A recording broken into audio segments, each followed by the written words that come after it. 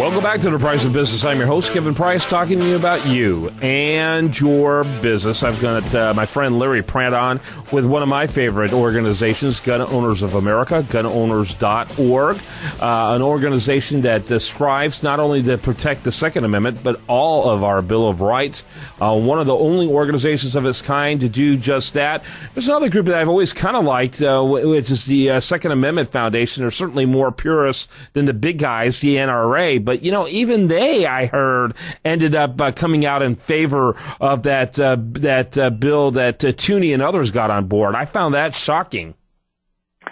That was a little disappointing, and it was. They eventually reversed that position, so it was kind of like John Kerry. They were for it before they were against it.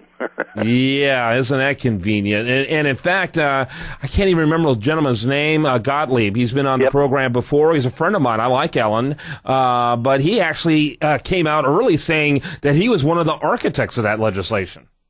Yeah, when you dance with the devil, you can get burned, you know? Yeah, well, he may have got his pants scorched off. Well, I guess these days, life's kind of easy. You're sitting by the pool, your legs propped up, not doing much of anything since America is so secure, and we don't really have to worry about our freedoms much these days, do we? No. Anybody that would admit to that is obviously quite paranoid.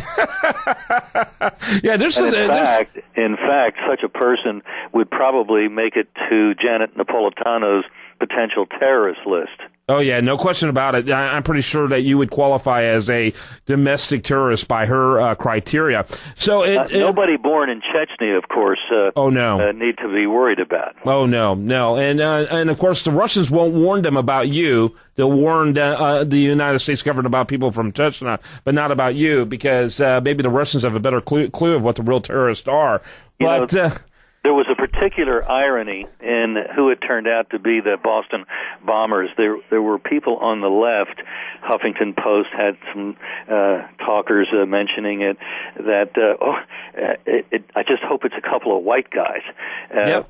Well, it was a couple of white guys. You can't get much more white than somebody from the Caucasus, like Caucasian. Yeah, that's right. That's exactly right. And what's funny is that immediately after September 11th, there was a lot of discussion that, we should at some point see an upswing of people from that region because, they don't fit the racial profiling imaging very well. And we had a guest on today from the Heritage Foundation who said, in fact, 55 of these things that they've broke down, that they've caught early, over 40 of them were done by people in this region, which I thought was startling.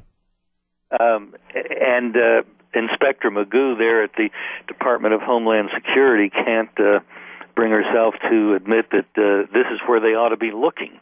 Yeah. Speaking of Magoo and Homeland Security, what about this thing I'm reading about them buying 3 times as many bullets as the U.S. Army? I found that a little odd. These are bullets that they're buying 100 million rounds this year. They are hollow point, which means they're anti-personnel. They're not for target practice, which would be just a little slug in front of the powder, kind of a paper puncher. Yeah, well, you actually want the target to still be there after you shoot it. Exactly. You use these one with the hollow heads on it. That target's going to be obliterated after a few shots. Well, and they already had 250 million on hand, and then they're buying another 100 this year, and apparently have plans to do so for 10 years. That's just a staggering amount of ammunition, and it's put a lot of pressure on the supply for the private market, and that's why that's probably the single reason why the shelves in so many gun stores are very, very bare. I've heard stories of people finding out when ammunition is delivered to a particular store. It doesn't matter if it's 6 a.m. There will be people in the parking lot with their hand trucks, and as that stuff comes off the truck, they pay for it right there. It never even gets inside the store. Unbelievable. Absolutely unbelievable. So Secretary Napolitano has done her part to jack up the market because that's what people are responding to. Mm-hmm. Mm-hmm. And so, which is, you know what? I think they continually underestimate the entrepreneurial nature of everyone, including the gun industry. You know what? We'll just make more bullets. Hopefully they will do that. They're at 24/7 production right now, so they're going to have to make a commitment to increase their plant and their capacity. And I guess the uncertainty is this spike in the market going to continue? Well, frankly, I think you could bet on the next 3.5 years anyway. As long as this president is in office, people are going to be very concerned about the right to keep and bear arms. Yeah, forget about your gold and silver. Run now to your store and buy guns and bullets. Lead has become a precious metal indeed. Oh, wow. That's incredible. That's incredible. So what else? What other things are you watching? I was so disgusted when I saw Daryl Issa, to be honest with you, talking about the Benghazi situation and how crazy that whole thing has become. And clearly there was a cover-up. This administration is adamant about the fact that there cannot be Muslim extremists to such a point that they'll create bizarre narratives that can't be supported. But, Issa and company has proven to be not only impotent but incompetent. I've become so disgusted. They do a great job of creating theater, but they can't take it any further than that. This president should have already been impeached, or the impeachment process should have began in the middle of the 2012 election cycle.